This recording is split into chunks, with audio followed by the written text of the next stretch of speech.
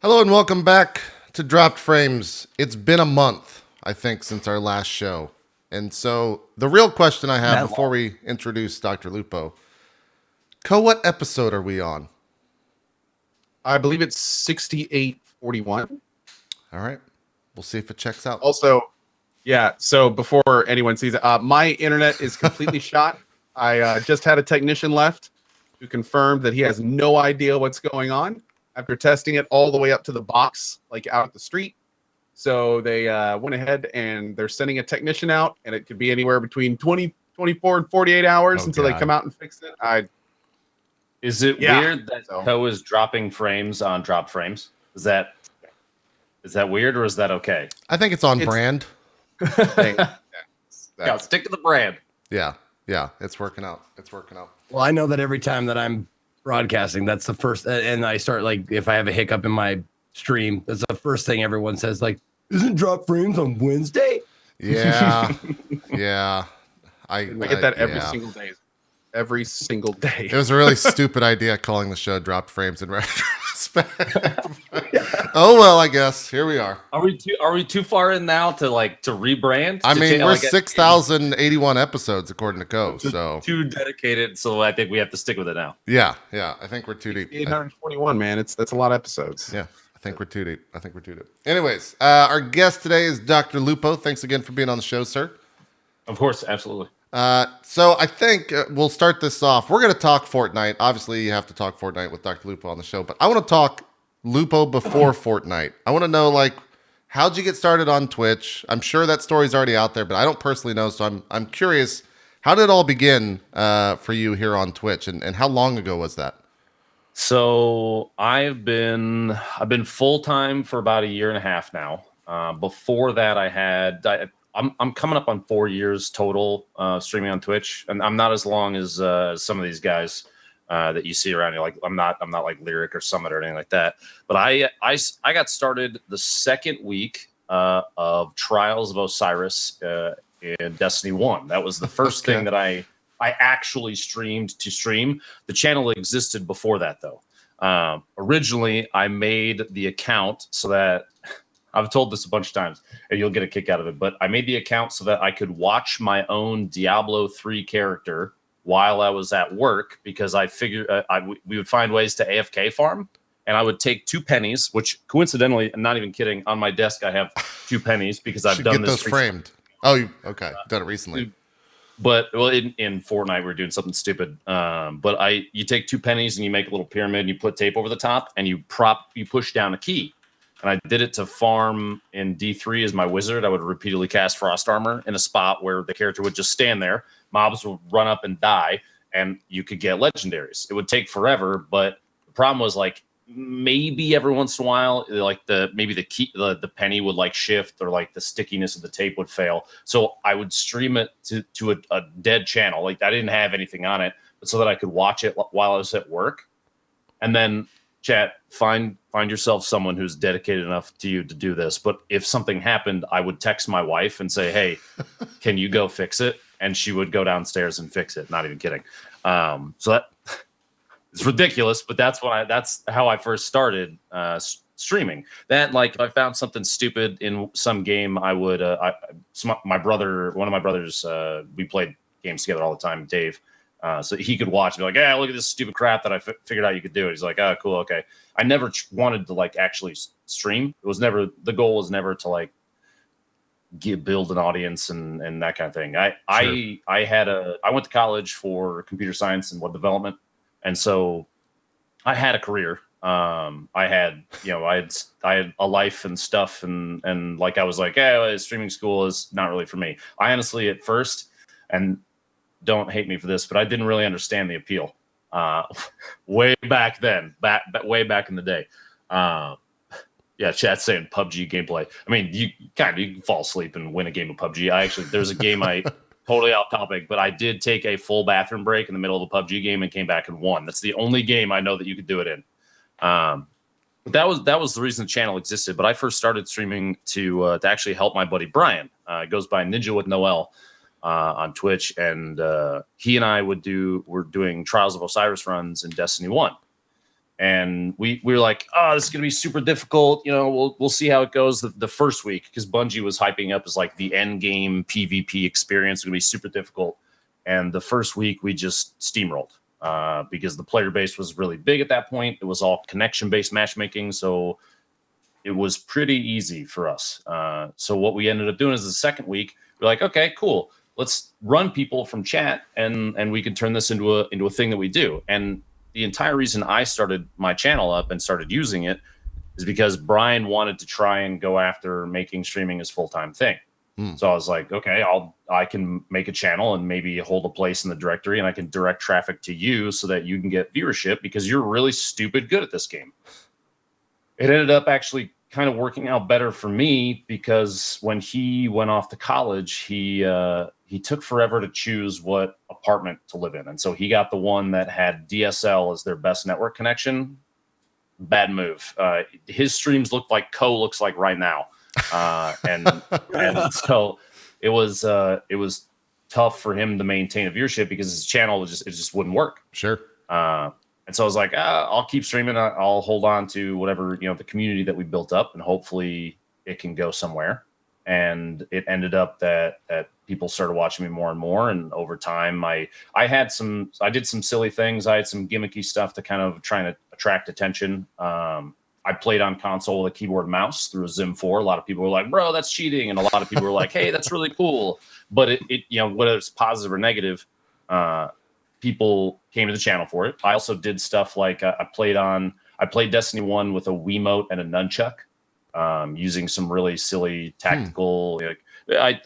I'm very tech inclined. Like I said before this, I worked in IT, and so I used an unsigned Bluetooth driver to connect my Wiimote and the nunchuck to a tablet, and then threw a cable into the Zim into my console. There's a video of it, dude. Like, I explained the whole thing. It's stupid.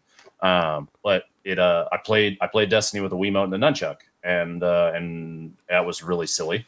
I've done like two players at the same time with one input. I played on Xbox and PlayStation simultaneously. That was really stupid. But those kind of things were, we had played Destiny. You guys play games. You know what I'm talking about. When you play games so much, you start to try and figure out ways to get creative and do stupid things with it, because you're almost at a point where you're bored. Like, it's too easy now. I want to do something really ridiculous and see if I can challenge myself. So that's what we did. And so I tried to figure out silly ways to spice up content and make things more challenging. Actually, I have a little spoiler, but since I play a lot of Fortnite right now, obviously people know that. And now, what is this Fortnite? What do you do in Fortnite? Side-scrolling puzzle action shooter RPG. That's not it at all. It's the go-to BR for pretty much everybody that wants to play BRs. It's widely accepted as like the most popular game right now. I love that you're giving this a serious answer, because some people legitimately won't know, dude. Some people legitimately won't know. Okay, but I'm just gonna let you go with it, man. I appreciate it. Well, I was gonna say the funny thing is, like, it's some people might legitimately not know, but also some people legitimately think like this is the only thing on Twitch. Right. Well, and also we have to remember that DrLupo is the only one out of us that's getting, like a huge influx of people that don't necessarily, in some cases, even know what Twitch is, let alone Fortnite. That's true. So, like, for us, we're kind of like in the gaming kind of like we've already met everyone like 4 times already.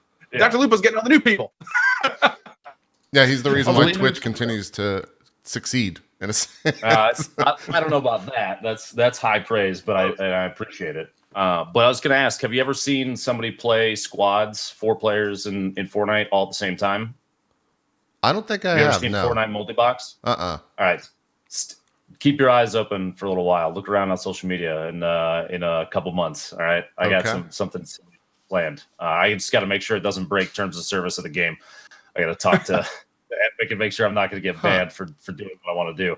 But it's that kind of stuff. Like, you see the same thing over and over again. You see us play squads and that kind of thing. And I've always been the one that's the kind of person that likes to do silly things and play with tech and I'm a big nerd and I want to embrace that. Oh, you really have a clip up right now, me getting skewered by a trap. And Look, man, that's all right. So there's some things that happen on drop frames. One of them is that whatever I show, it's going to be a bad clip for the person in said clip. That's how it goes. You know what? There's I no accept rhyme it, or dude. reason to how I chose this. I literally just found the most recent clip. He has a knack for doing that. Like Yeah, every time perfect. he puts up like a guest clip, it's like this guest is really Yeah. great at this game.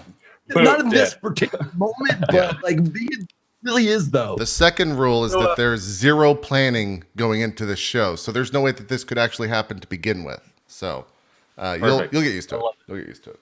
We'll skip ahead. No, to but that. so I played Fortnite. I play Fortnite a lot now, but that's not the only thing I've ever played. That's not even the only thing I stream now. Destiny 2 comes up from time to time. I've been kind of dabbling. I just went out and bought Pokemon Let's Go. I've been geeking out. I didn't realize that it was basically a reincarnation of Red, Blue, and Yellow, but with Pokemon Go catch mechanics. I didn't know that until chat told me. So I kind of lost my mind at first that was like, wait, this is actually what it is. Are you serious? And so last night I went out, and my wife loves Pokemon. So I had to buy a second Switch yesterday and 2 copies of the game just so, because I knew as soon as I played it once and she saw it, she'd be like, yeah, where's my copy? So I was like, I'll just go ahead and get this done ahead of time. It's been. Did you get any shiny Pokemon yet? I have not even booted it yet. Oh, okay. We've been waiting because we're going out of town soon. Oh, all right. So I was like, I'll wait till plane ride. That way she and I can like sit side by side and play together and stuff. It was one of those things I saw it as like an opportunity. Yeah, it's marriage bonding, dude. You got to do it. You got to do it. Plus, I mean, she thinks Pikachu's adorable, and how can I say no to that? You know? Sure. Yeah, makes sense. Now, the name DrLupo, was that the stream, the original like Diablo 3? I don't even know what you want to call it. Diablo 3 monitor stream. Yeah, exactly. What was that? Was that under DrLupo, or was that under a different name? It was, but before that, I had a different username for a little while. I think the first time I used my old username was when I made an Xbox Live account on the OG Xbox to play Halo 2 online. Okay. But I've never told anybody what that name is. I've always kept that just in case, because you never know, right? You never know who's going to try and utilize it. So nobody knows that still to this day. But it was, the channel was originally created as DrLupo, and that's from college. When my freshman year, when I went to Creighton University, the freshman dorms had 2 Ethernet jacks in the wall. One was like to the outside world, and the other was to their internal LAN that connected all of. No, it's cool code. This isn't important. You can take the call now. Sorry, man. It was about the internet issues. I'm so sorry. I do not blame you. I just want to mess with you. So there's like the LAN side and the outside. And so one of the first things I did freshman year is I took my Xbox and I plugged the LAN cable in and put it into the LAN port and booted up Halo 2. And I looked for you look for LAN games, right? And immediately, like, the first thing I see is a bunch of people playing Halo 2 that are all freshmen at the school. So I was like, all right, cool, let's pick a game. I jump into one, and it was like a rumble, and it was like to 50 points. The lead was at like 25 to 30, and so I started at 0. But I ended up winning that game. And I heard, this is actually a good story for how I met one of my best friends, Jared. As soon as I win the game, directly across the hall, I hear the door swings open, and he's stomping down the hallway to our RA's room on my RA's door. He opens, his name's Kevin. He's like, what's up, dude? Jared's like, do you know who DrLupo is? And he's like, yeah, it was the old name at the time. He's like, yeah, he lives across the hall from you. He's like, all right. Stomping down the hall to my door. I'm like, hello? And he opens the door. He's like, are you DrLupo? I'm like, yeah, what's up, dude? He's like, fuck you. And walked away. And I was in his wedding recently. Like, that was my introduction to, that's how I met a lot of my friends in college, is Halo and like us playing against each other. Sure. Yeah. Jared's a hilarious dude, super nice guy. But it was like he had such a stable lead, and then I was just like, nah, it's my turn. So gaming and all that has been a big thing for a while. But DrLupo actually comes from my dad. He passed away this past March, but he taught at Creighton for 40 years as a psych professor. And my friends, Jared being one of them, they thought it would be funny if I changed my name to DrLupo so that they could make like Halo jokes and stuff in class and reference my dad because he knew that we were all friends. I played video games all the time and stuff. And so I changed my name and it just kind of stuck. Obviously, looking back on it now, having your last name and your Twitch handle, your ID for the world, probably not the best call. Just throwing that out there for anybody planning. Maybe don't do that. But it just kind of stuck. So cool. I had no idea that was your last name. I thought it was just a moniker. So nope. Well, cool. I think so. Was Destiny kind of the big break, or would you say Fortnite was the bigger break in terms of like getting the stream started? I would say actually PUBG was kind of the turning point for me. Destiny, I built up a pretty good viewership upward on trials weekends. If it was like late night, especially because not a lot of other people were on, I would get like 600, 700, 800 viewers, which for a console only game at the time was a lot. Mm-hmm. But I kind of killed my viewership off when I started to get fed up with the way that Destiny 1 was going. It was just, there were some frustrating mechanics. And so I switched games. I actually played H1Z1 for a little bit, and then I dipped into PUBG when one of my moderators, Ruby, told me that it's like a battle royale with dress up, and I thought that was hilarious, so I gave it a shot.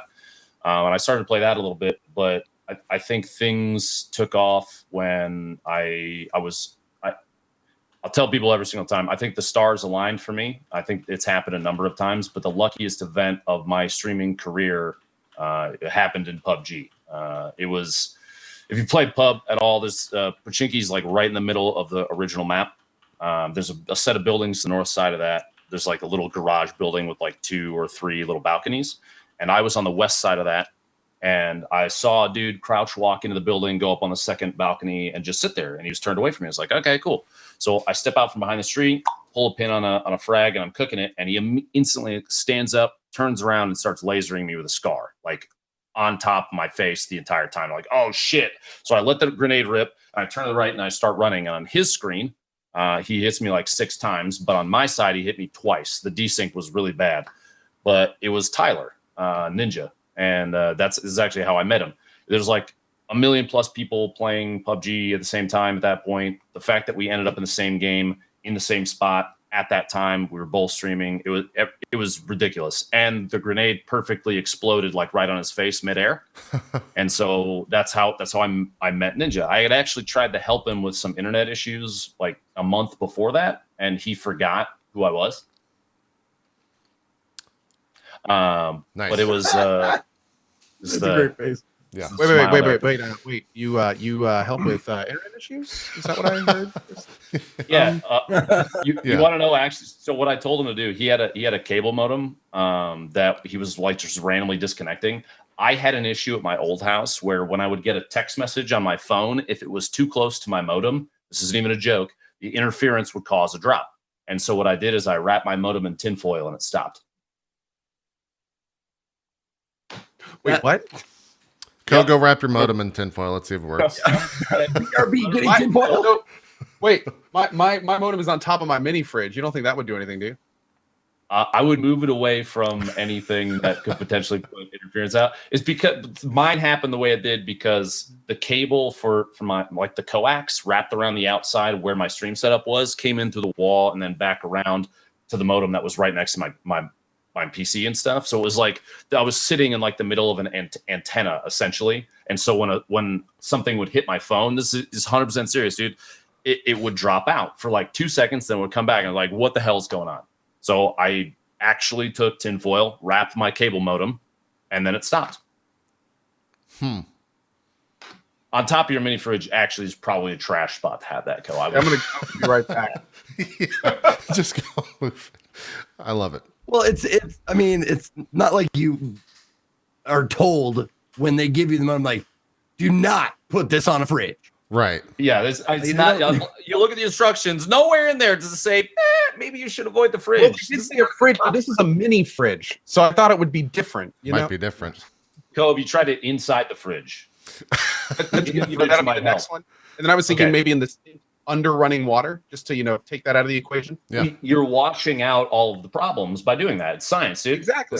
It's science. Like that. That's how it works. Adds up. Don't Yeah. know what works until you're sure you know what doesn't. I got to Yes. set it on fire after that because I don't know. It might work on fire. I All gotta the check. thetans get into your modem, Mhm. and you got to wash the thetans out. Mm-hmm. You want good thetans. The water tank gets rid of the bad thetans, takes them out of your modem. You This didn't week know I that? dropped science with DrLupo. Yeah. Yeah. Suddenly it's fixed. Co lit it on fire, put it in the fridge, and ran water over it, and magically has internet again. It'll work. Amazing. That's how it's gonna I'll work. tell you, that's what fixed my issues. Jesus. Anyways, So- go ahead, Zeke. You might be the only person that gets this question and actually can say yes to it. Like it's a joke around Twitch. Like if someone who doesn't know you said, "Oh, you're a streamer. Do you know Ninja?" Like you're probably the only person, like one of the only people to be like, "Yeah, actually." My wife told me a story. She is a photographer. She was taking pictures for a family. She does like family sessions and newborns and stuff. And she's doing a family session. And at the end, one of the kids was like, "Yo, it's really cool that your husband's DrLupo. He's like 8, 9, something like that." And she's like, "Yes." She's like, "Yeah, it's pretty cool." And she's like, "Yeah, but did you know that I could just text Ninja right now?" And he's like, "Wait, what? Are you serious?" He's like, "Yeah, I have his phone. I could text his wife too, just like right now." And the kids, she said that she could see the kid's brain like melting out of his eyes. Like, wait, is this real? Are you serious? Like, but the kicker for me is like, yeah, he thought it was cool that she's married to me, but she can text Ninja. And I'm just like, sick, dude. Awesome. Thank you.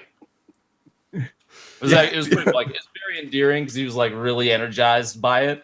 But at the same time, I'm just like, yeah, like she knows me. Like, we had a kid together, but she could text Tyler. So that's like way cooler, right? Yeah, I have no idea what it's like to be forever associated with somebody else, like forever and ever. Like, Yeah. I don't know what that's like. You just stand up just a little more, just Yeah. Yeah. What is that? Fulfilling the contract still, Zeke, after all these years. What a champion. Yeah, I know, right? What a champion. He didn't, JP. He just didn't read it. He said, "Is like this says 1 year, right?" And they're like, "Yeah," as they're writing zeros in after it, just like 1,000 years of dedication to the product, dude. Yep. Yeah, man can disappear for months, but Zeke still has to wear a shirt. Doesn't matter. It's how it I'm goes. contractually obligated. I mean, I know. You just can't get out of it. It's impossible. It's possible. Well, I mean, when I signed it for like it's a 20-year contract, and when I signed it, I was like, Twitch is never going anywhere. Like this will never be a thing. Yeah. I was like, nah, no big deal. Sure, It'll sign. never work Oops. out. It'll never work out. Yeah, big oops. Big Uh, oops. So like Kenner passing on, or passing on the Star Wars toys. Not Right. Kenner, but the one that yeah, no, I got you. one I actually did. I want to Big talk wonder. Fortnite now, but I want to lead with this question, and I'm curious how you're going to handle it. Are you tired of playing Fortnite yet? No. Tired is an interesting word. Okay. Burnout happens, in my opinion, to everybody. Sure. There's a certain point where you're just like, nope, can't handle it.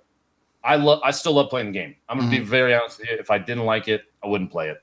I've gotten to the point recently, especially being I'm 31. I'm kind of past, in my opinion, the point where like I'm gonna be able to stay competitive with like, dude, some of these 16-year-olds are like freaking androids. I don't know how the hell they do it and how fast they are. I can keep up, but not at that level. So for me, I very much enjoy just playing games.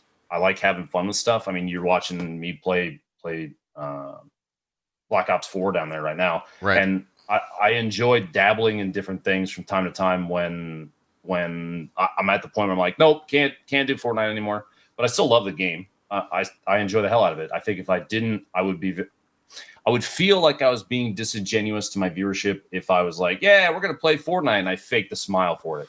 But there are certain points where I just can't do it anymore for a day, or I'm like, yeah, I haven't played other stuff in a little while. I need to remember that there's perspective compared to the rest of the gaming world. So playing other stuff is for me is super important because it keeps me in a place where I don't go absolutely freaking crazy. I don't understand how some of these guys can play all day, 16 hours a day, every day of the week, stream it constantly without just wanting to punch someone in the face, maybe even themselves in front of a mirror. I don't know. I wouldn't blame them if they did. Honestly, if you see a clip on YouTube of Poach standing there going, "I love Fortnite," and that was it, that I would not be surprised. The game's still fun for me. Plus, on top of that, Courage and I have a pretty big role in terms of casting the game. So I regardless of of what else is going on, I feel as though I need to stay up on how the game is played, how players stay competitive, that kind of thing. So that's important to me too. But I'd play the game. I would play the game regardless of that at this point because it actually is quite a bit of fun. I don't feel like there are very many games out right now that are multiplayer competitive in the way that it is, that you could do silly shit and it be part of the game. We send people on rocket rides and shoot people off mountains with shockwave grenades, all the silly stuff in the game. It's fun, man, because we can laugh about it. Yeah, I get it. Yeah, hashtag not sponsored, by the way, 100%. For real, I would tell people, right? Yeah, EFT has been mentioned a bunch of times in chat. I freaking love that game. You guys played Escape from Tarkov? I think That's what I honestly maybe. looked up EFT and it says emotional freedom techniques, and I was like, that can't be what they're talking about. No. That's what Escape happens when you play Tarkov. Fortnite full time, man. You got to get those emotional freedom techniques. You got to get it down. You gotta, Big part I of had my no job. idea. you No, gotta EFT figure it out. is like it's like a dark zone in wow, I can't even think of the name. Ubisoft, forgive me. The Division. Yeah, it's like the Dark Zone and Division on crack, dude. It's insane.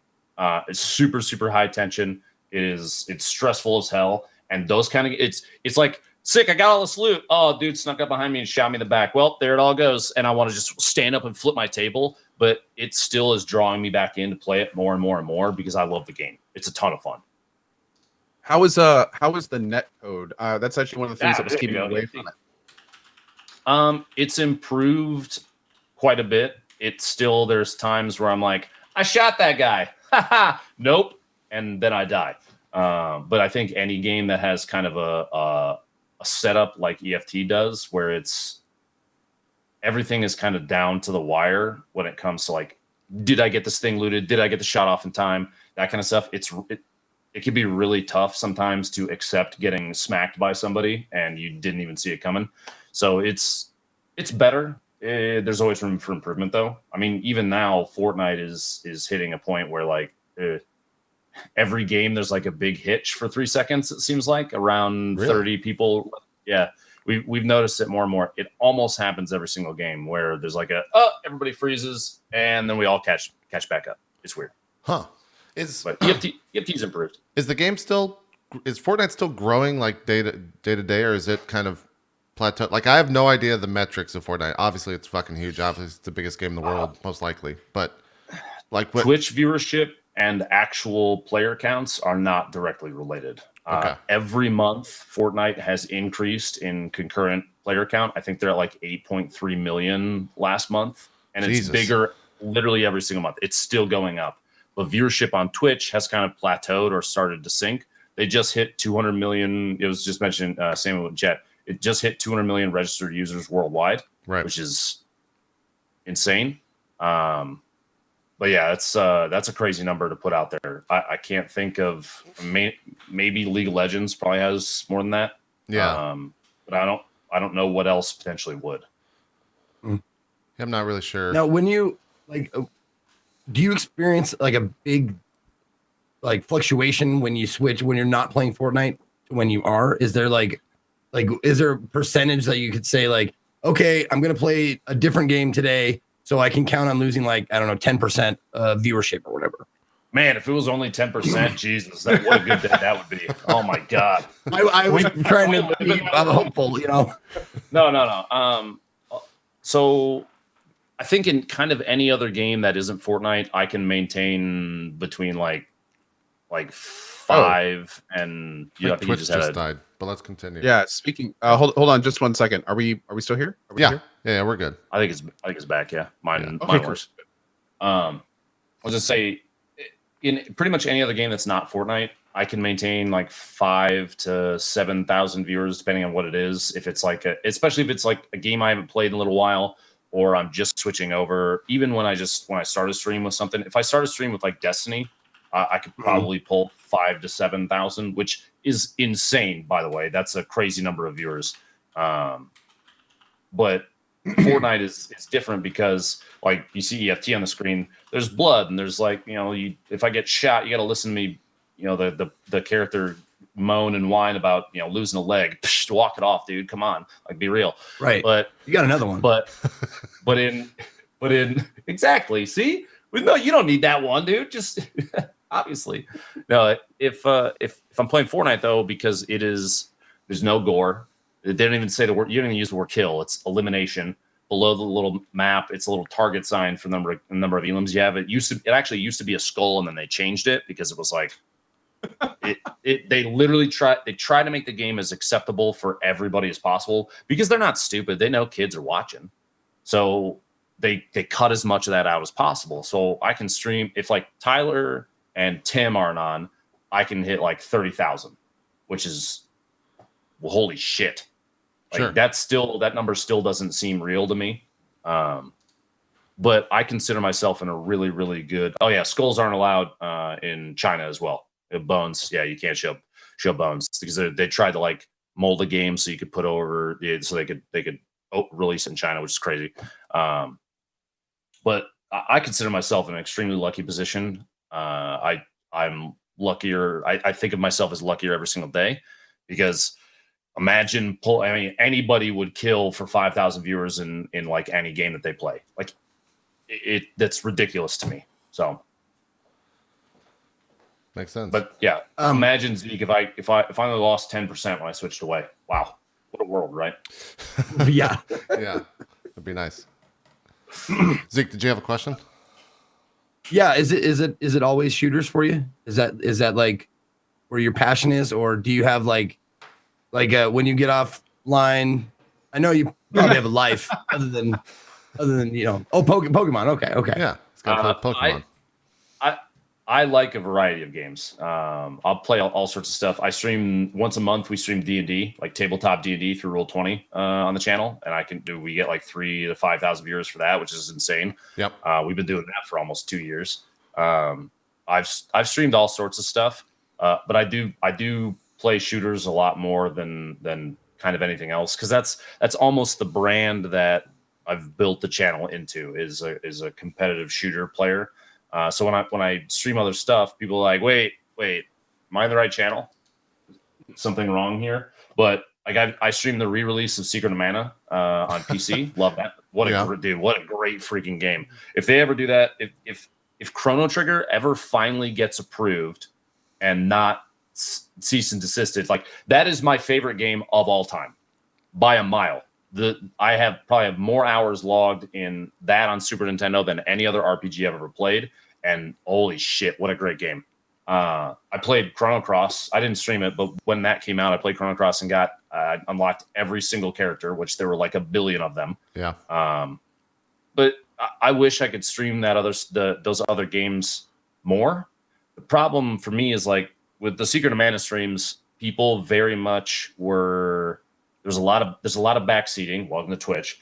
And it's also like people try to crap on your nostalgia. They're like, yeah, well, this part of this game was shit, so why are you playing it? That happens a lot.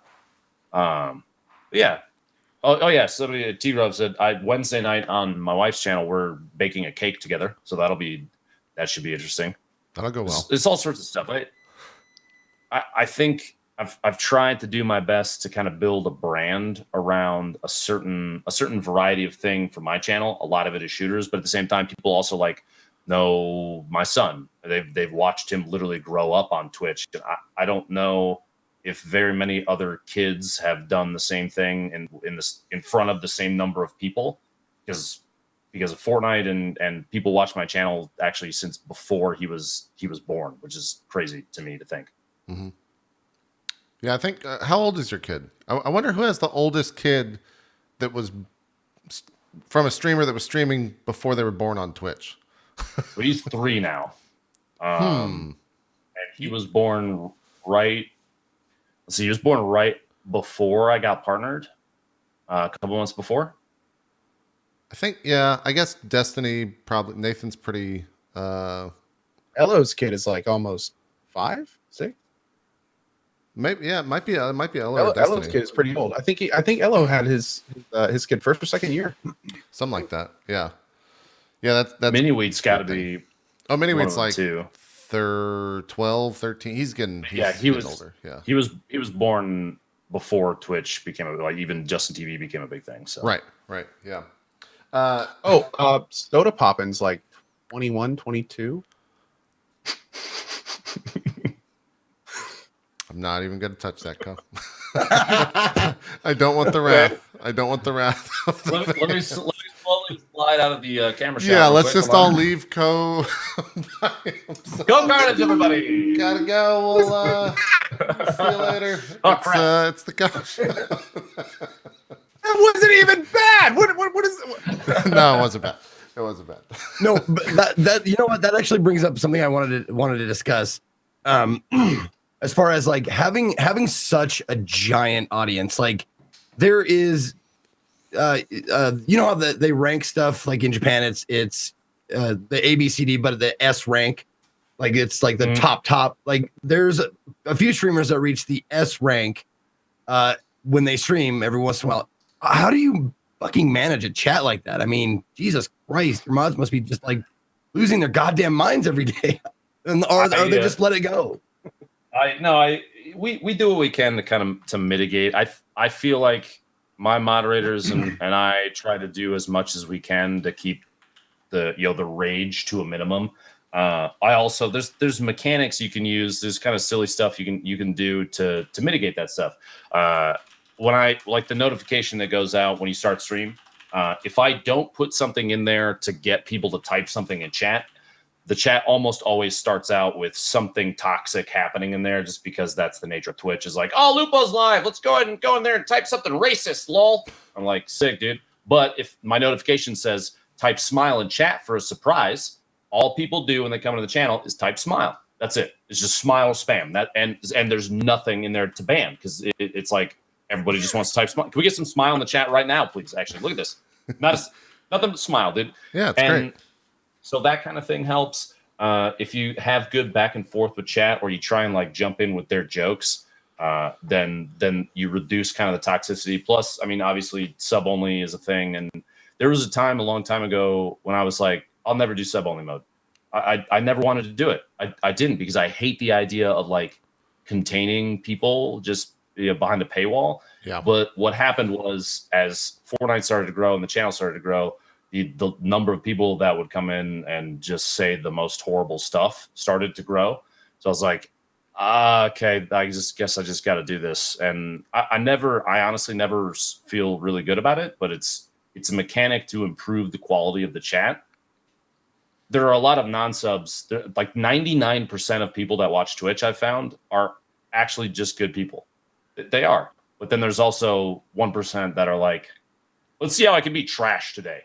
And so you gotta mitigate that. Emote only mode is a thing too. Slow mode. I have slow mode on, but like if you're a sub, slow mode doesn't affect you. Those kind of things are there. But also policing chat. Like my moderators, dude, every time something goes crazy, I always tell them I'll gladly like triple their pay. Which I don't pay any of them. So 0 times anything that's tough. No, but they do a really good job, because I have like-minded people that moderate the channel. So it's tough. Don't get me wrong. It is tough sometimes. We have to always kind of always give them something to talk about, because if you don't, then it turns into what can they tear at. And it's not that people are trying to be hateful. It's not that, there's a lot of good people. There's tons of good people, dude. But you have to do what you can to keep them, idle hands, the devil's playground. Watch chat sometimes. If you don't have something for them to talk about or do, it gets difficult. Yeah. Do you think like I really love the oh, go ahead, B. Go ahead. I'm lagging. Sorry, dude. the lag is There's some it's rotten. we'll do Zeke then Co. Yeah, I was wondering, like, do you put in consciously psychological, not tricks, but methods to it, because that's what it sounded like when you're like type smile in chat, because it sounded like a not a trick, but something to get them in line psychologically, like to your way of doing things. 100% Inception, dude. It's Inception through and through. You're planting the thought in their mind to make them think it's their thought. See, look at Chad, dude. Look at how happy they are. Yeah. Right? They're all smiling. And it's simply because you said the word smile. Now they're all like, you know what? I'm gonna go eat a piece of chocolate later. I love chocolate. Good idea. And it kind of brews among everybody, which is great. There's stuff that I do for myself though, and if you've looked at YouTube in the last like 2 days, when I play competitively, I get really fired up, and so people like take stuff out of context and try and use it against you all the time. But I've got things like on my desk, I have a crocheted little giraffe that my mom made for my dad, and then after he passed away, she gave it to me. He was in his 60s. He wore like, you know, the stereotypical old man sweaters. The giraffe has one of those old man sweaters on. His name is George. He protects my chapstick. But like, he's there because then I'm like, that reminds me of my dad. So I'll always be like, yeah, that's a positive thing. I've got a picture of my wife and my cats there. There's pictures of my son around the room. It's stuff like that. That's like, that's easy for me to look at, to be like, don't be a dick because this person wouldn't want you to be a dick. Right. Oh, but Chad wants to see George here. Yeah, you got to show him off now. You talked about him, so. I'm playing with the Pokeball in my hand. Oh, God, is it stuck in my finger? No, never mind. We're good. So this is George. This is a giraffe. I have one too. See? Dude, that is awesome. But yeah, the little old man sweater. And my mom made this for him, and then it ended up, George is now the protector of the chapstick. Perfect. So I've got stuff like that around the room to just kind of remind me. And like my room in general has all sorts of fan art and stuff, because the reason my room is like this instead of like being just 100% DrLupo themed. Oh, why chapstick? Because that's where my chapstick sits. It's really not any more complicated than that. It just sits next to him. But I have like fan art on the walls, and I have stuff that people have sent me because I'm only in the position I'm in because of the people that watch me. So like I got all sorts of stuff. If I could switch cams to the back cam, you could see all the stuff along the walls and all that. And like, it's cool. It's a good reminder of how I got to where I am. And I know that I wouldn't be here without the people watching. And the people watching are a reason for me to stay true to who I am. I mean, that's the same reason why I'm not afraid to like call people out on BS and chat instead of just letting it slide or timing them out. I don't know if did you see, I made a kid write me a 1,000-word essay for calling me cancer.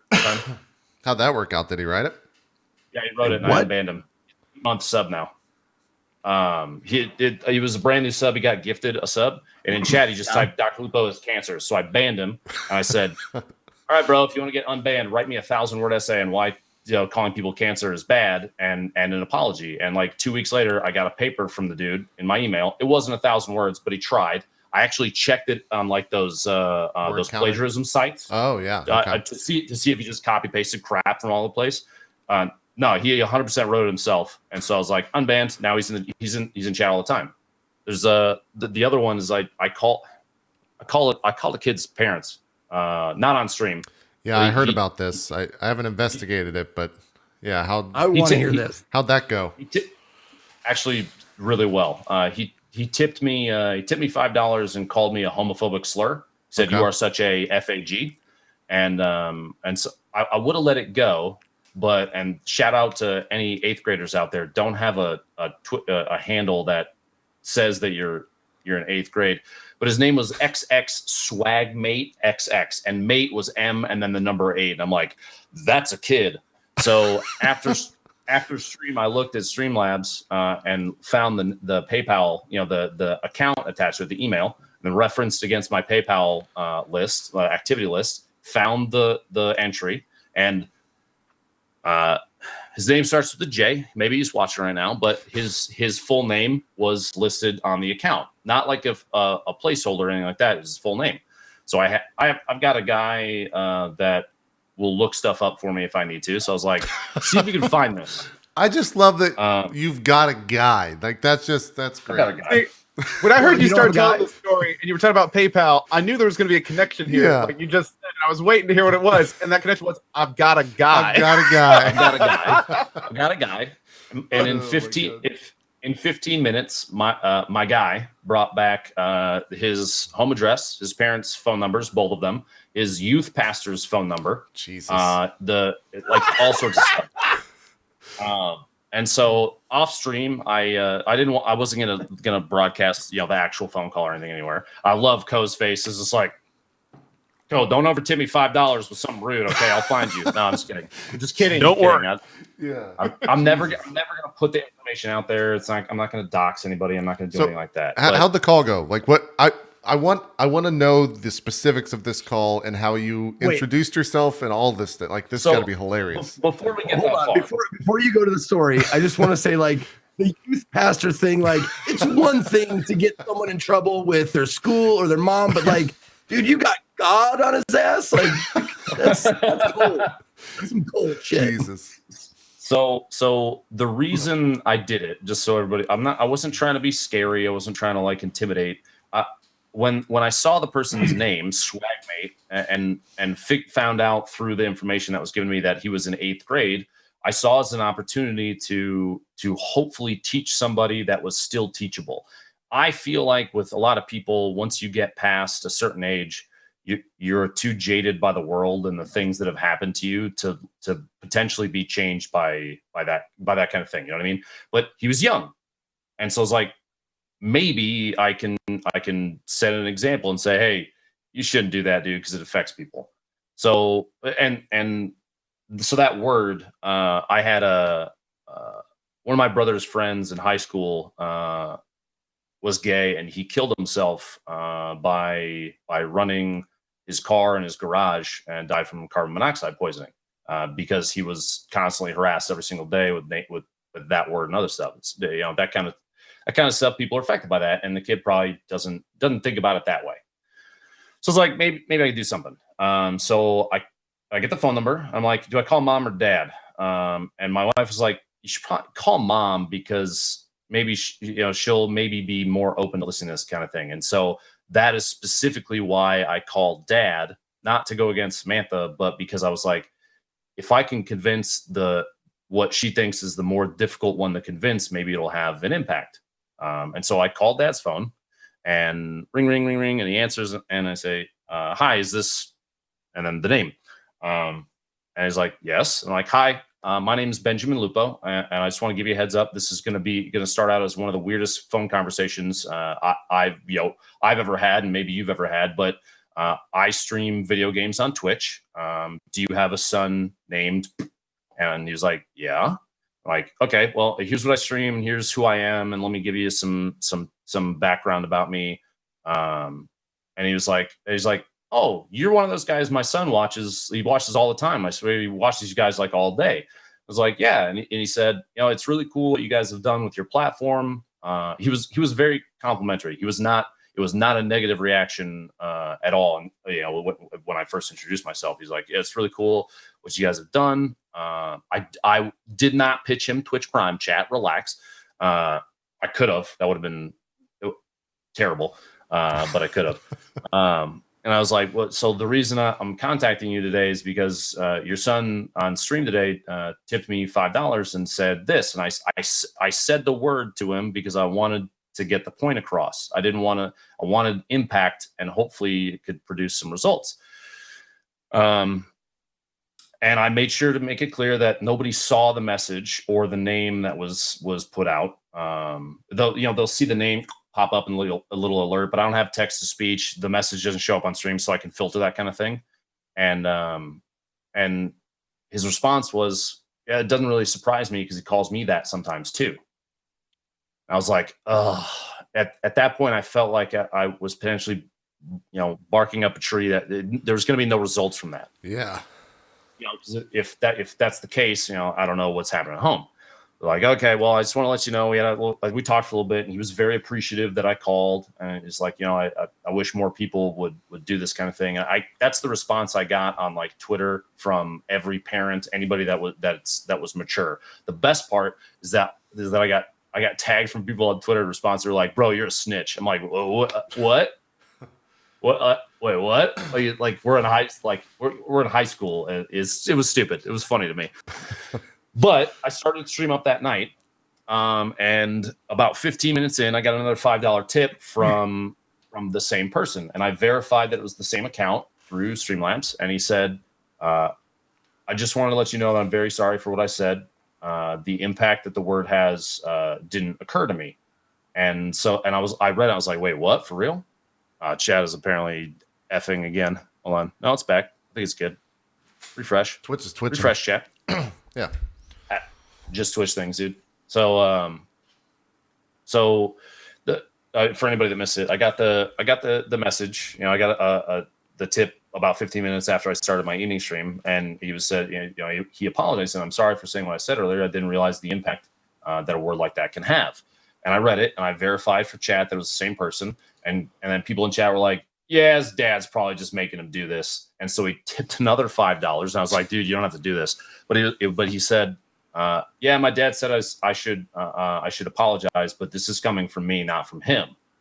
And he was very adamant that he understood. And since then, he's been in chat again, and he's been respectful. And maybe you never know for sure if it actually changed somebody. I'll never really know. Yeah. But it was enough that he wanted to be very clear to people that it was from him. It wasn't from his dad. He wasn't being forced. It was suggested to him that he apologized. And I think I'd like to imagine that the reason that happened the way that it did, reformed maybe. The reason that happened the way that it did is because imagine being in 8th grade and someone you hold in high regard calls your parents. I mean, like that to me, I feel like in 8th grade, I'd probably shit my pants. I'd probably freak out. I asked the kid if he wanted a refund on any of it because he was just trying to get message across. He was very insistent that I keep it, so I was like, okay, I guess. But it was all right. But my big takeaway from that was that maybe there were consequences and maybe it impacted him, and I don't know, man. Yeah. I feel like a kid might still be savable from that kind of thought process. Yeah, you never know. I'd imagine it'd be like fucking Michael Jordan. Like if you're into basketball, like Michael Jordan, like calling your folks and being like, "Hey, this kid did some shit," and the kid's like, "Fucking Michael Jordan called me out. Oh no!" Yeah, like Michael Jordan is like, that South Park episode with Radiohead. Yeah, like yeah. I don't know. Maybe it did something. Maybe it didn't. And of course, the sad part about it is like after that, I got a couple like $5 tips from people that were like trying to elicit the same response to troll me. And then you only have to do it one time.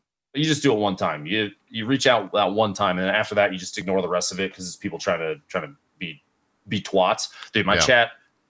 You're from my channel and chat. It's a twat free zone.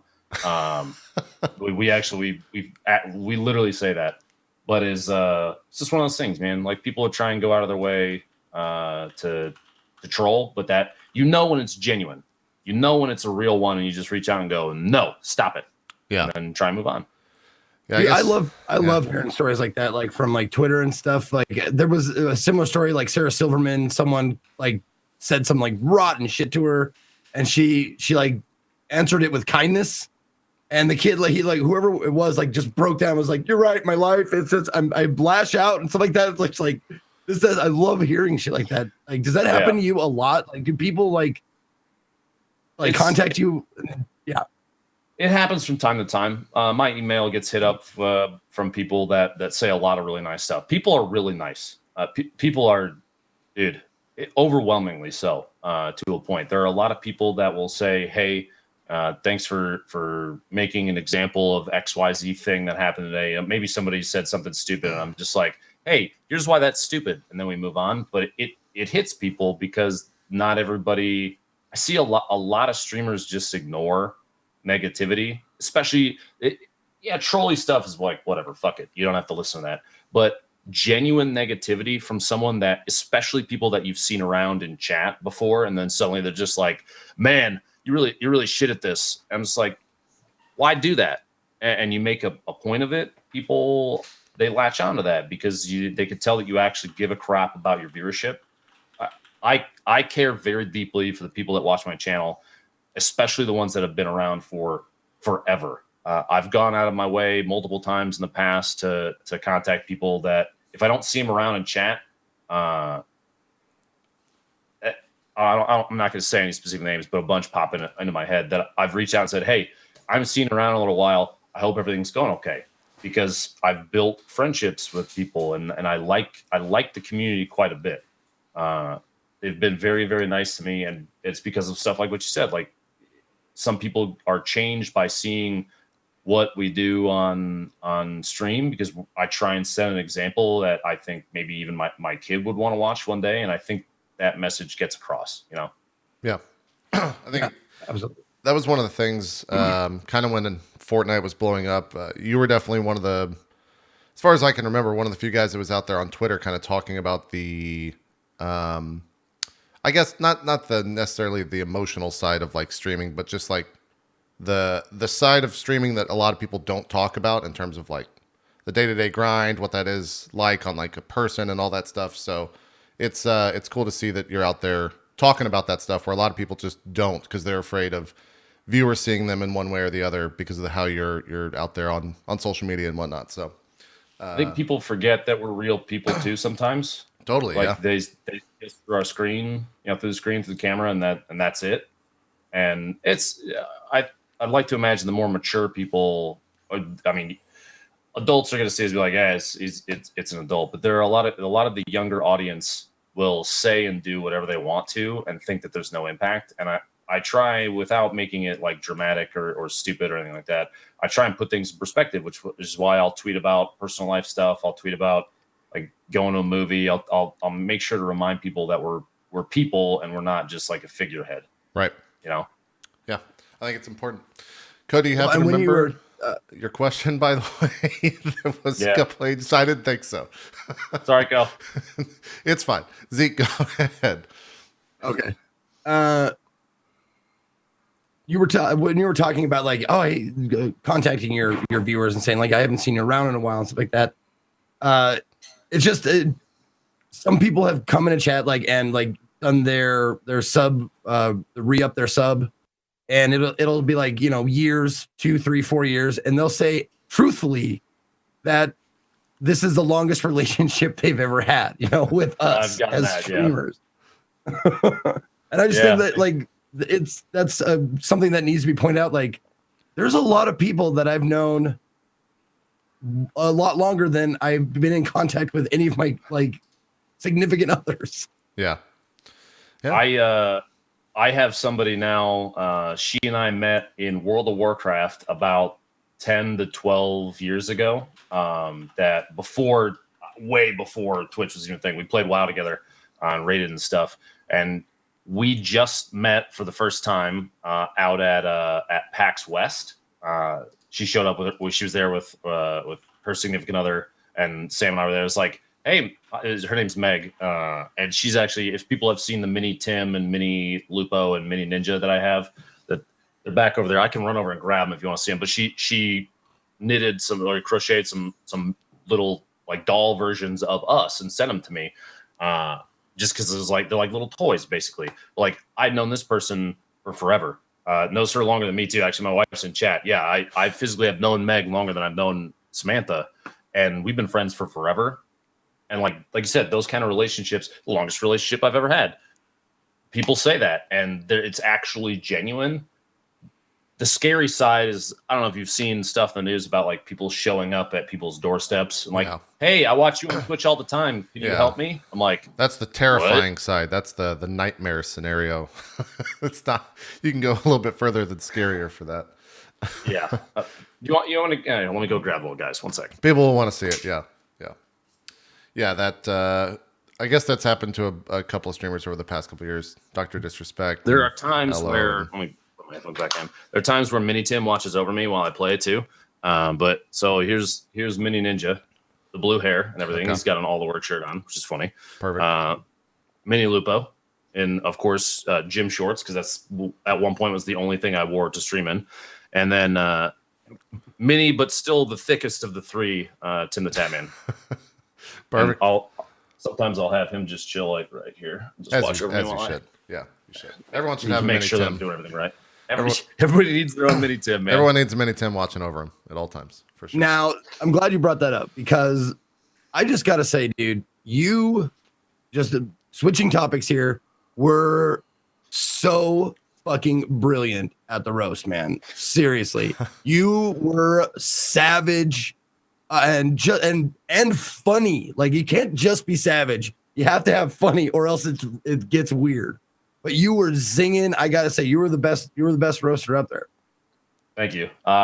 Before Fortnite, Fortnite kind of changed the way that I held myself up on stream, because at one point I was tagged on Twitter in a video. Like somebody sent me a video of a cell phone recording inside like a 5th grade classroom of during their break time for like 20 minutes. They were watching my stream, and I knew that it was like it was an elementary school classroom, because above the projector screen you could see, like, the strip over the blackboard that has how to write the letters. Mhm. It was The cursive one.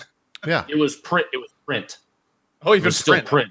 I was like, okay, this has got to be a kid's classroom. And so if I know that I'm on like on camera in front of a lot of kids, like in a classroom, I'm not going to sit there and like make dick jokes and stuff, Sure. I'm not going to be that guy. I don't want to be the one that I go to an event and a parent comes up to me and like, hey, my kid loves watching you. Now he knows a lot about penises.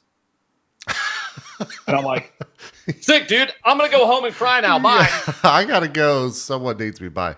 I'll talk to you later. Yeah. So I just choose to not, it's not like people say, oh, family friendly. I've never really used that phrase to describe myself or my channel. It's always been, I'm just cognizant of the people that watch. And so I don't talk about shit that I would want my kid to not hear about at the time. But then eventually, after like a year of doing that, then I got invited to do the roast. So I was like, okay, I did a roast of King Gathalion at Guardian Con.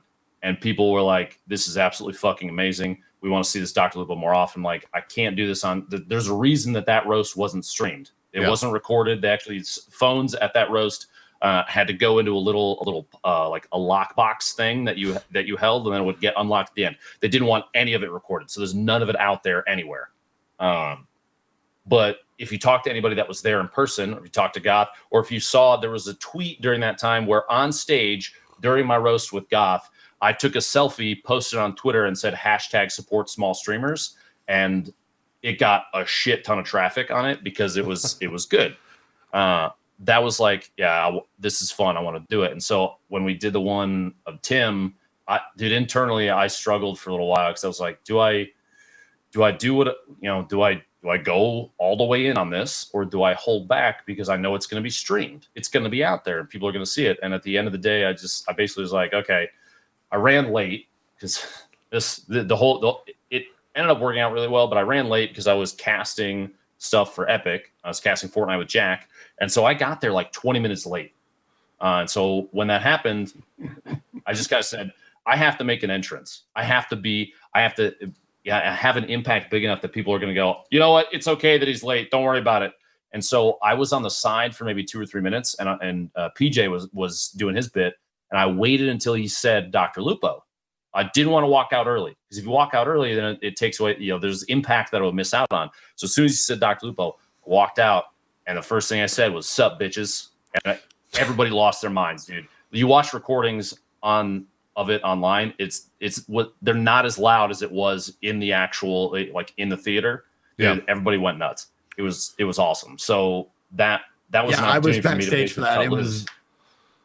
It was great to sit back there and because they were like kind of, production behind the scenes is going, where's Lupo? Is he coming? They said he's coming. He's got like 15 minutes. Oh shit. Okay, we better just get started. He'll show up when he shows up. And then you show up and you go out on stage and immediately like, so it just like it was like the perfect entrance for being late, because it was just like, yeah, fuck you, I'm late. Perfect for a roast, which I thought was just a great attitude to have for sure. If it was any other style of event, I would have been mortified. I would have been apologetic the entire time. But because it was a roast and the intent was like to make fun of other people, that was the thing too. I saw it as an opportunity to just to show people that we can make jokes and stuff, and for people to understand that the point was comedy. The point was to be funny and silly and stuff. And man, it was I had some good ones from what I've been told. So Yeah. Is that on dude. Tim's YouTube? Is that where? I forgot where that's at. Yeah. Okay. The whole roast is on Tim's YouTube. I think it might be Tim's most watched video. Just I'm sure it throwing is. that out there. Yeah. If you go back and watch it, I want you to watch as Lupo is roasting and just slaying everybody on stage. I want you to look at the faces of the people he's roasting, and you can tell which ones are like, oh shit, I didn't think this was gonna get fucking like that person. Like they don't know how to handle it. They're like, roast, like no, and that's exactly like why I laughed so hard at them taking themselves far too seriously. Like, oh shit, he's getting personal. It's like, yeah, that's the whole fucking point. But do yourself a favor and watch the reaction, because some of them are like, man, shit, this fucking bullshit. Yeah. Yeah. My start off for Trevor, especially the Go Twins thing with chat, because we would say Go Twins all the time. I don't know if you've noticed too. If anybody watched the stream, we haven't really done the Go Twins thing since the roast. I might have killed that, but getting the audience to say it and then asking him how it felt to hear that in person for the first time ever was, dude, it felt good. It felt good to be able to cut loose. And since then, now like. People that did not know about kind of that, my ability to be like that, to go in on people and that kind of thing and not hold back. I've done a couple dark mode streams. It's weird that's a branding thing on Twitch now. Once Ninja started doing After Dark, which I still to this day, dude, that's After Dark is Cinemax's softcore porn set in the evenings. All right, I'm just saying. You cannot say After Dark to me and not have me like, yeah, that's not what this is, dude. You don't want to use that name. But that's why dark mode. But it's been interesting, dude. It's been interesting. So Dark mode is just like a name for like when you're PG-13 and up. Yeah. And I have to do that now because a lot of people, a younger audience watch the stream, and I don't want those people to get in trouble with their parents. I'm trying to look out for the viewership. Twitch is 13 and up, dude. But it's easier for me to warn people if there's like something on the screen that physically says, if you see this and you're younger and you don't want to get in trouble with your parents, then you should probably switch. But it's not a change in personality to people that'll say that kind of thing. It's removing a filter that that you mentally put on to keep the stream safe for the younger audience is all. Yep. Makes sense. I want to talk a little bit about the current Fortnite online qualifier stuff. I think this is kind of the big buzz right now in the Fortnite world with it being online only, and get your thoughts on it. And also just kind of introduce the idea of what the controversy is about in the first place, since you obviously know a lot more than the three of us do about what's going on in that world. So introduce it and then kind of give your thoughts on it, if you don't mind. Yeah, so they're doing the Winter Royale. It's a $1 million tournament that they had 2 days of 6 attempts for NA and 6 attempts for EU, 3 each day, to get within the top 200 total, like highest scores to make it into these qualifiers that they play, I think in like a couple days or like a week or something. They're like, the problem is when you do it online and not like a LAN thing, you get two things. On the positive side, you can get a full, you get the entire audience for Fortnite. Everybody can try and play into this thing, which means everybody's up for it. It's a good way to get everybody involved. The downside is that you also get like aimbotters and stuff like that, which we saw a couple times. Actually, there was one guy in particular on the first day that was hitting like every single big competitive player. I know Tfue got hit by him a couple times. There were a bunch of the guys got hit by this person, because if the cheat is working and they're not banned yet, they can get into them, then what's going to stop them from ruining some of these people's opportunities to get in? Right? Tfue was really close multiple times. And if you look at it, there's a potential chance that aimbotter maybe stopped him from getting in. I don't know. It's interesting to me that they're trying to do this when there's stuff like that available and out to the public.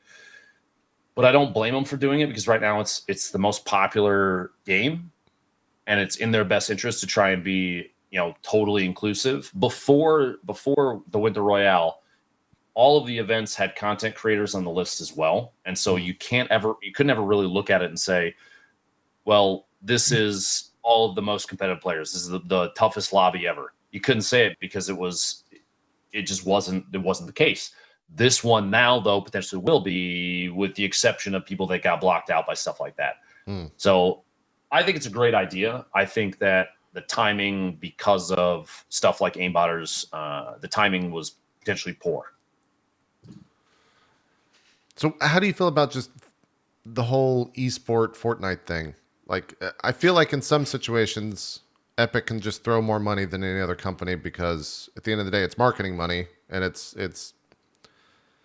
I wouldn't say free advertisement, but a lot of it is like advertisement when it comes to the whole esport thing. So do you think it has like longevity in that world? Do you think that they'll just continue to kind of do what they've done, or is there something that they can do to kind of push it to the next level?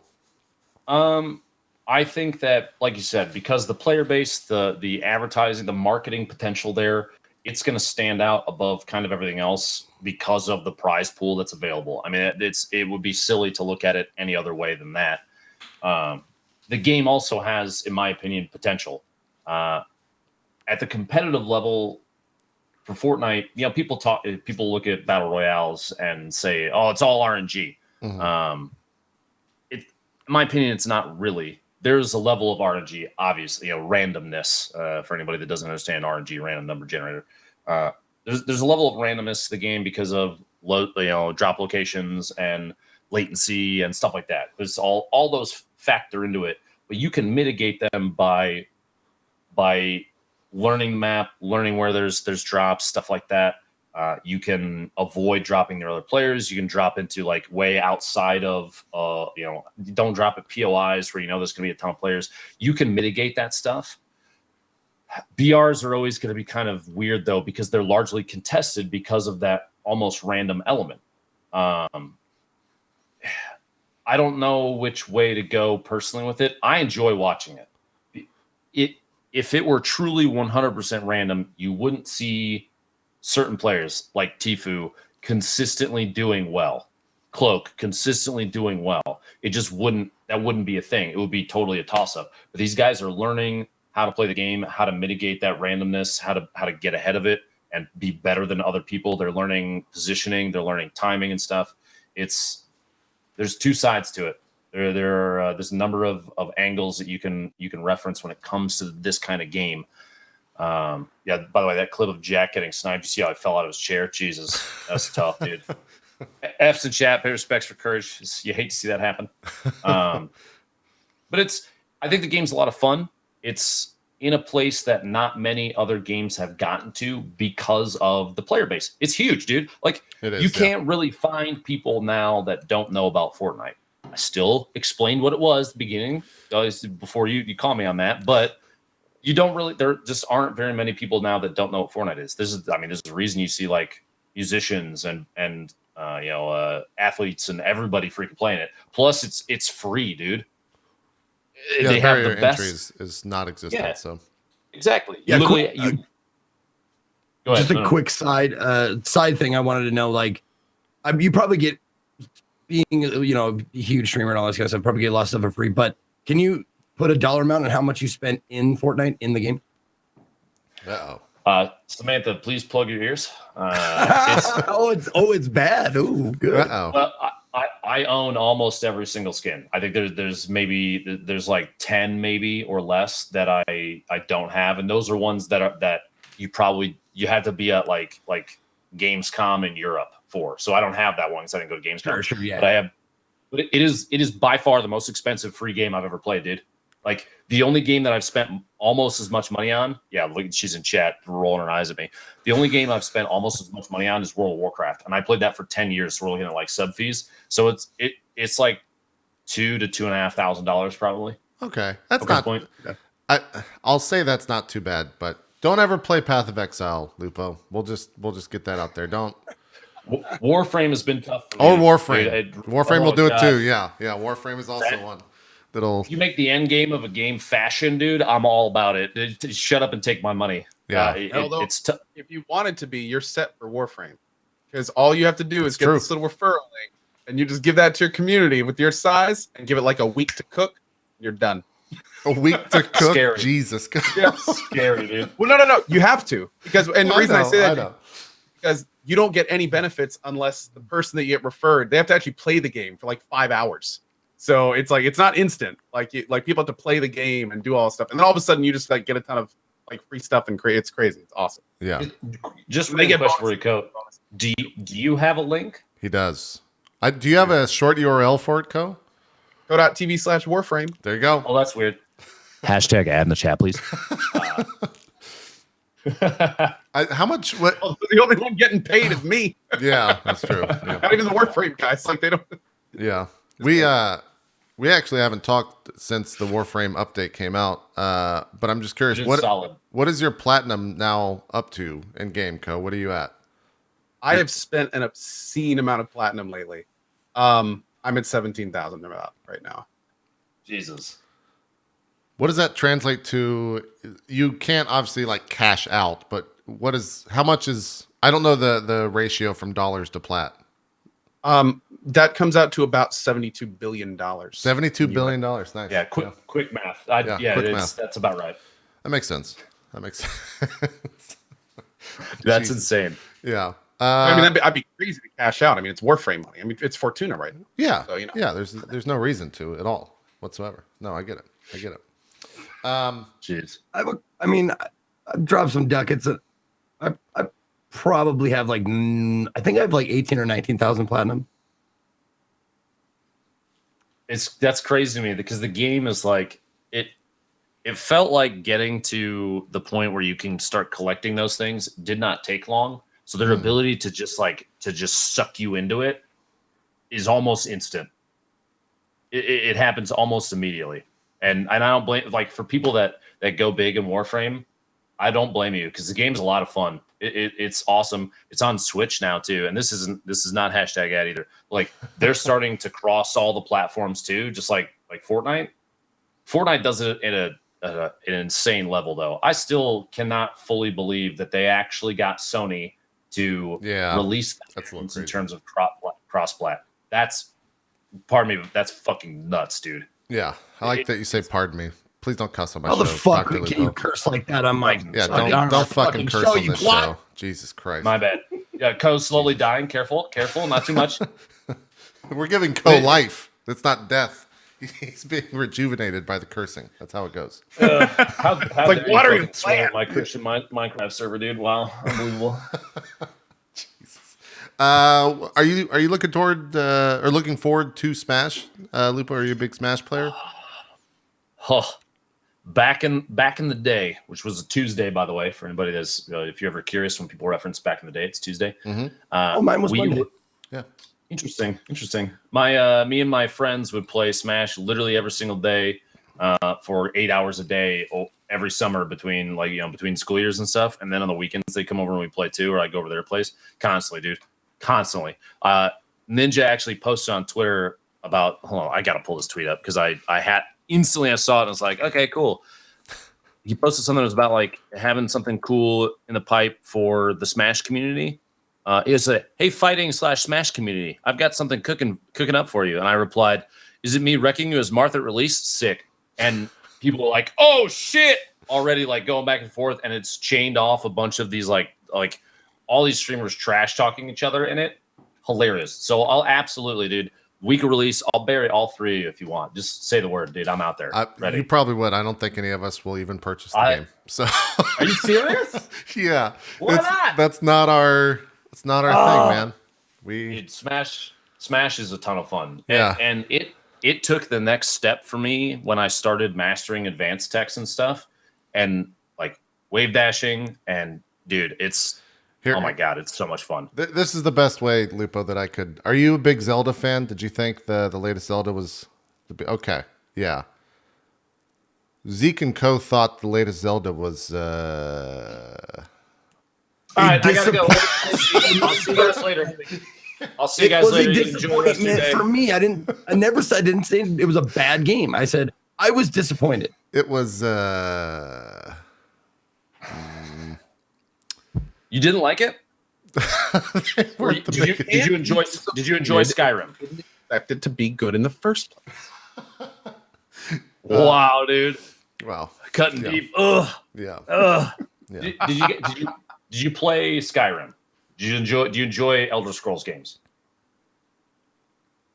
Yeah, Co's The probably way I the look biggest at it- like Bethesda fan I think in the room right now. So The way I look at it is I'm an talking about Fallout Elder Scrolls. 76 player, for God's sakes. I Yeah. mean, my lord. true. It's an Elder Scrolls Zelda game, in my opinion. Is kind of the way to look at it. Loosely, at least a comparison between the two. That's always the way I've looked at Breath of the Wild. Now, don't get me wrong. I don't think it's the best Zelda ever made. Ocarina of Time, hands down. Sorry if you disagree. You can just go and get banned in chat. But it's actually not up to me, chat. It's JP's channel. I can't speak for him. Yeah, it's part of the contract. Yeah. Majora's Mask. Get the fuck out of here, Majora's Zeke. Mask. That's the fucking worst Zelda game in existence. That's my favorite, and you can suck it. People that like Majora's Mask are just fucking. They're the edge Link to lords of the universe. That's all they are. They're Link just to the edge Past lords. also is exceptional.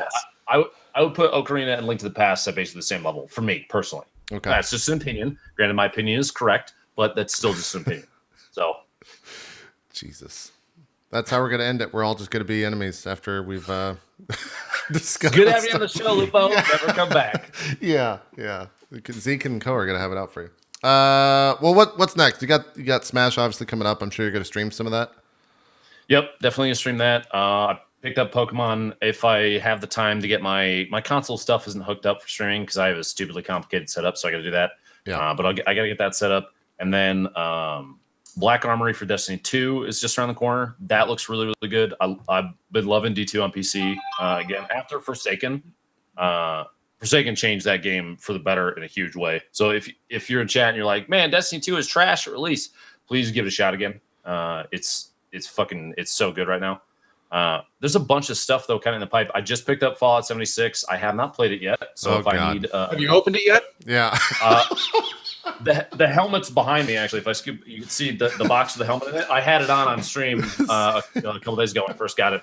Bethesda sent it to me just like they're like, here you go. Wait, why is it important that I've opened it or not? I just love Because you can still return it, Dr. Lupo. Is it really that bad? Right now, it's pretty bad. Is it pretty bad? Well, they were kind enough that I didn't have to pay for it, so I can't get a refund on $0. But that's why I'm like, I'll give it a shot. I've heard.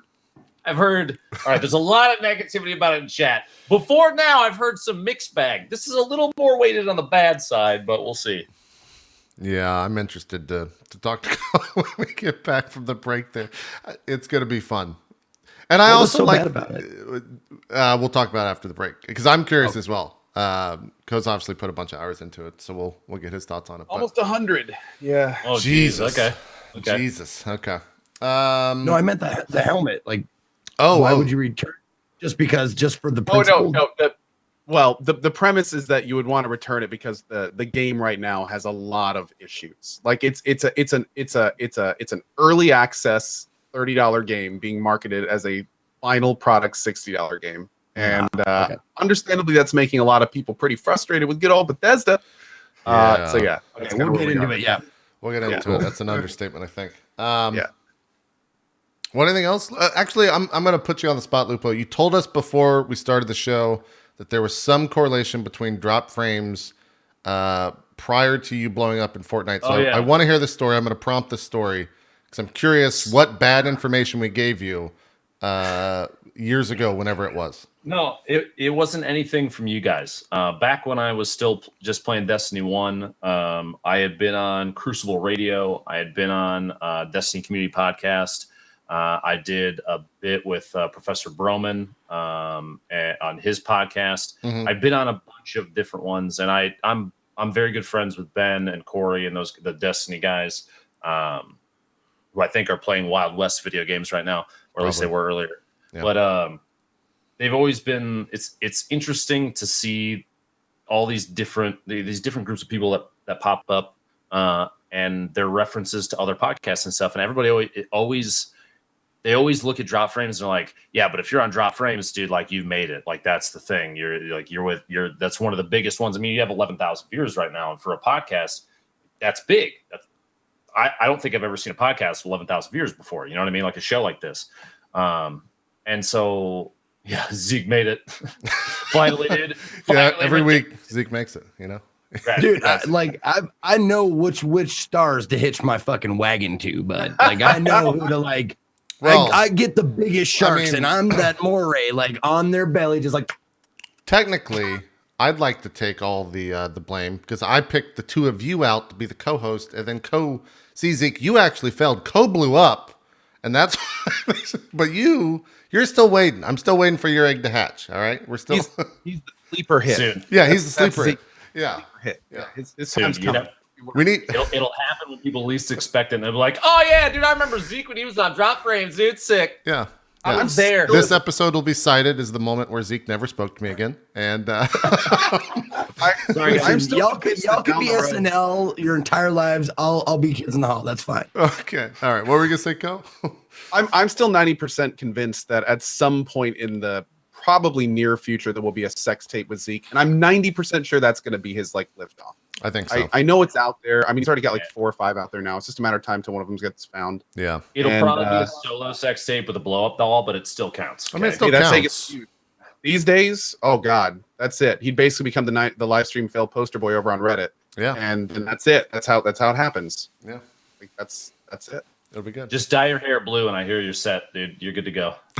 I'm playing the long Well, game with actually, speaking of dyeing his hair, Zeke, you want to reveal? Oh, no, I wasn't going to, seen it. especially with I've seen Dr. it Lupo poking out. on. Well, it's because like I just did it on a whim, but I'm sure that everybody who knows you is going to be like, "Oh, you're just trying to be, fucking young, blah blah blah." And I was just bored, so here you go. All right, great. I'm putting you on the spot. Here's me, Man. like, Reveal, dude. The big this reveal. is my midlife crisis. Trust me. Like next, I'm gonna get a fucking like convertible and like cruise down to Vegas. But yeah, there it is. Yeah, I like it. It's good. Yeah. Now, what Good color? luck. What color was it? Power Copper. Power is what it was Copper. called on the L'Oreal box or whatever. I like it. And I'll tell you one of the reasons why I did it. It's because of this.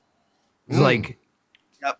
So it's not going to be too much longer before I'm a shaved head guy forever.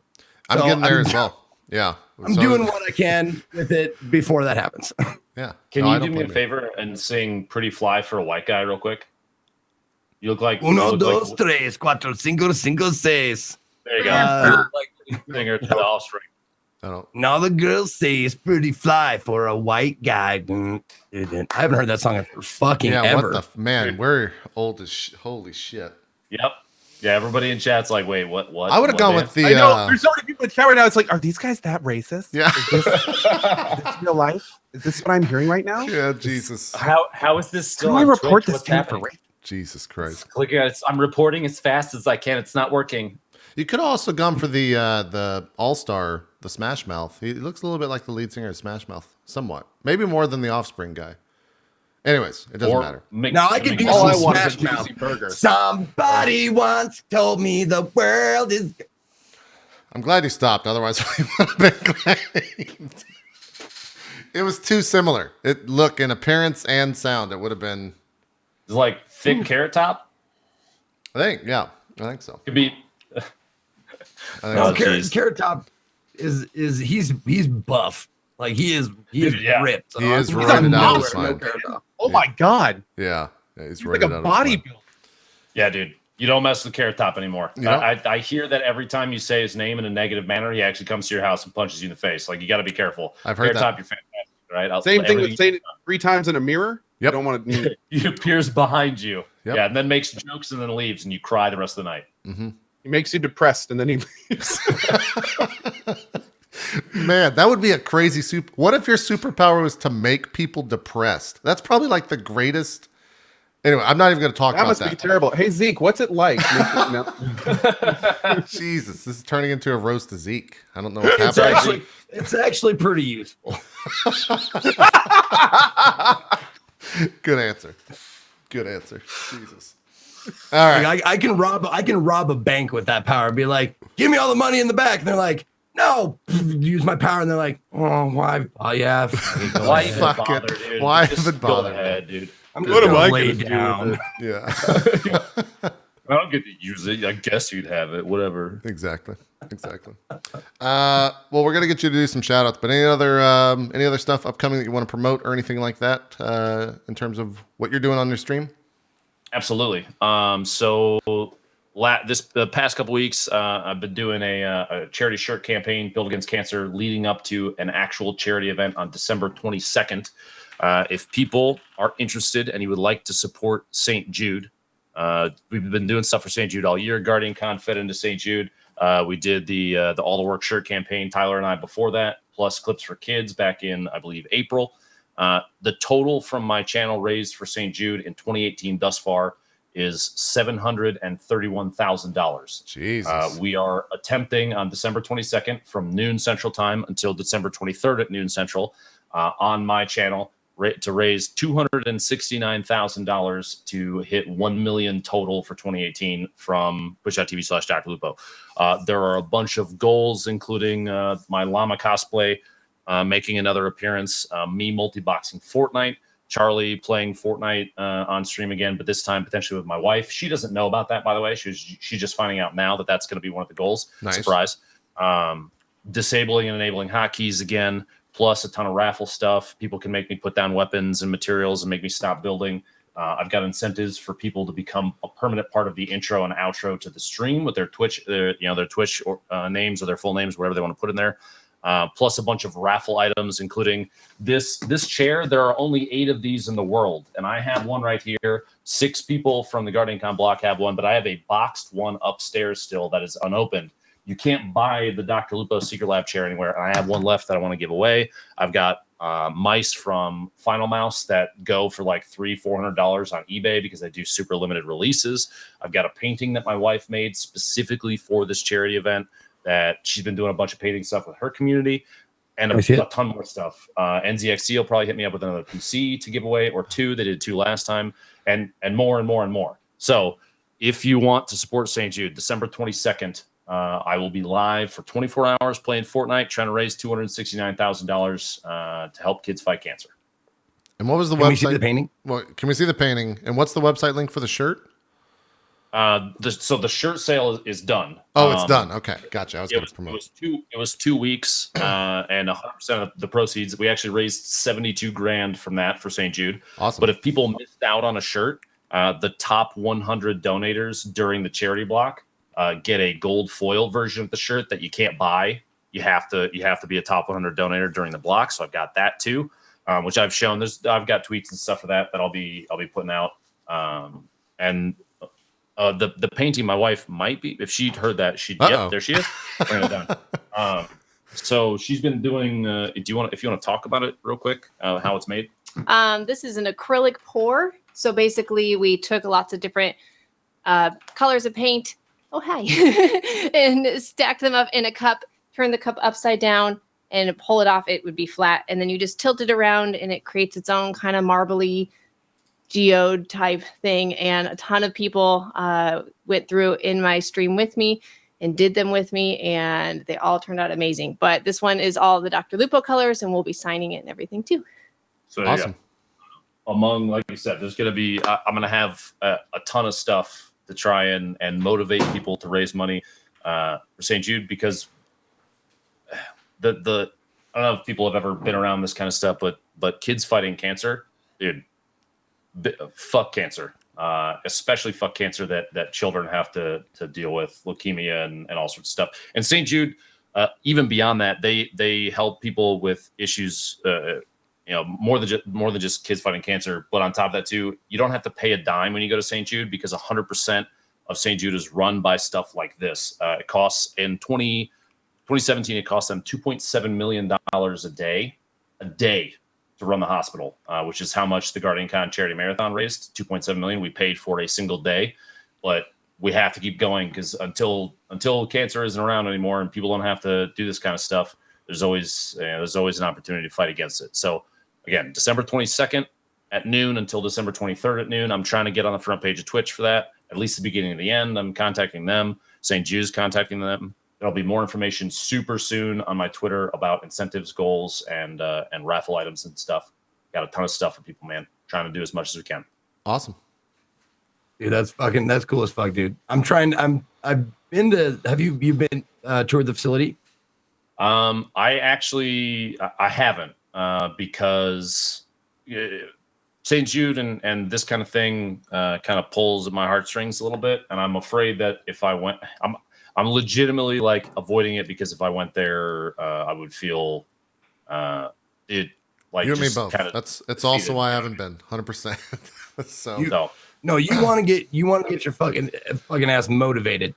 Go to the facility and check it out. Cause like after you come back, it's a moment in my life where I remember my mind going, like having a switch turned on, like holy shit. Like there's good people out there doing good things, and that like is something I carry with me after having done that. Yep. It's a truly very near and dear to my heart. I have a tattoo of it and all that kind of shit. And I'm also trying to become a tour leader for gaming. Oh, that's cool. Like when they invite YouTubers and Twitch people, I'm like, let me do the fucking tours, man. Like give me all the info and I'll lead them on and, kick their asses into making money. Yeah. Well, cool. I think that's all the time we got with Lupo. He's got to get back to we're too small time, so this is the contract. So we're gonna give him some shout outs. We're gonna let him go. We're gonna go see a movie actually in a little bit here, so that should be good. Just go get some. What are you going to see? What movie? We're gonna go see the new Wreck-It Ralph. Oh, okay. I've heard it's pretty good. I'm curious. Yeah, it made like 90 million the Thanksgiving weekend and set the record. So the first one was great. So this one I should be even better from what I've heard. So yeah, chat saying it's good. So anyways, do some shout outs for us. Tell everyone where they can check out the charity stream and all that stuff. If you go to Google and search for DrLupo, you can find me pretty much everywhere. Twitch, Twitter, Instagram. It's just DrLupo now. I got lucky enough to kind of secure that. YouTube as well. And you have all the info right here. Look, ta-da! Vanna Whiting it right now. Enjoy. There you go. You even pointed the right way right out of the gate. Most people don't do that. You got the cam flip. I got you. Don't worry. I got you. So, cool. All right. I got to bounce. Guys, thanks a ton for having me on. Sincerely, I appreciate it. Thanks for coming on. Thanks for being here, man. Really appreciate it. What movie you want to? Wreck-It Ralph. You weren't paying attention. Zeke, stop looking at internet porn. All right, we're doing a thing. He's posted his video. He had a stroke of genius, if you know what I'm saying, with that sex tape idea from Co. So he's working on it. Anyways, we're gonna take a quick break. We're gonna get Dr. Lupo out of here, and we'll be back with more drop frames right after this. So don't go anywhere. We'll see you then in about 5 minutes.